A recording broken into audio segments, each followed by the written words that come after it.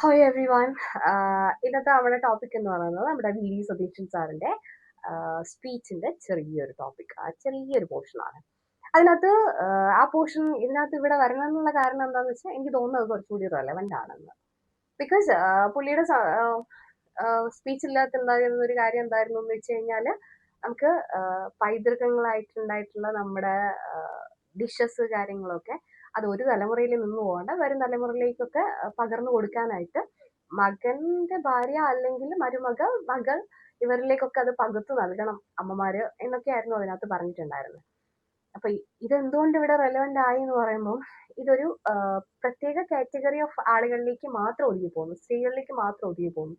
ഈ പൈതൃക സംരക്ഷണവും കാര്യങ്ങളൊക്കെ സ്ത്രീകൾക്ക് വേണ്ടി മാത്രം ഉള്ളതാണ്. സ്ത്രീകൾ മാത്രം ഇത് സംരക്ഷിച്ചാൽ മതിയോ? സി നമുക്ക് ഈ പറയുന്ന പോലെ ആൺകുട്ടികൾ ഇപ്പൊ പാഷനേറ്റ് ആയിട്ട് ഫുഡ് പ്രിപ്പയർ ചെയ്യുന്നതും അത് അതൊന്നും എവിടെ ഇപ്പം വലിയ കാറ്റഗറൈസ് ചെയ്തിട്ട് ഷോക്കേസ് ചെയ്യപ്പെടുന്നൊന്നുമില്ല. ഇപ്പം എല്ലാ വീടുകളിലും എല്ലാം ഈക്വലൈസ് ചെയ്തിട്ട് മുന്നോട്ട് പോകുന്നത്. പക്ഷെ ആസ് എ പൊളിറ്റീഷ്യൻ ഈ പുള്ളി യൂസ് ചെയ്യുന്ന ഓരോ വേർഡ്സും എല്ലാവരും കേട്ടുകൊണ്ടിരിക്കുന്നതാണ് അല്ലേ? അത്ര ഇമ്പോർട്ടന്റ് ആണ് അത്ര ഒരു പബ്ലിക് ഫിഗർ ആയിട്ടുള്ള ഒരു മനുഷ്യന്റെ വായിൽ വരുന്ന ഓരോ വാക്കുകൾ എന്ന് പറയുന്നത്. നമ്മളെ ടോപ്പിക് ഈ പറയുന്ന പോലെ ഡിഷസ് ഒക്കെ പഠിക്കാൻ താല്പര്യം ഉണ്ടെങ്കിൽ അതെന്തിനും മക്കളും അല്ലെ മരുമകളും പഠിക്കണം. കേറി വരുന്ന മകൻ പഠിക്കട്ടെ, മരുമകള് പഠിക്കട്ടെ, അല്ലെ മരുമകൻ പഠിക്കട്ടെ, താല്പര്യമുള്ളവരൊക്കെ പഠിക്കട്ടെ. അത് അല്ലാണ്ട് സ്ത്രീകളിലേക്ക് മാത്രം എന്ത് ചെയ്യണ്ട, കാറ്റഗറൈസ് ചെയ്ത് പോകേണ്ട ഒരു ആവശ്യം ഇവിടെ വരുന്നില്ല.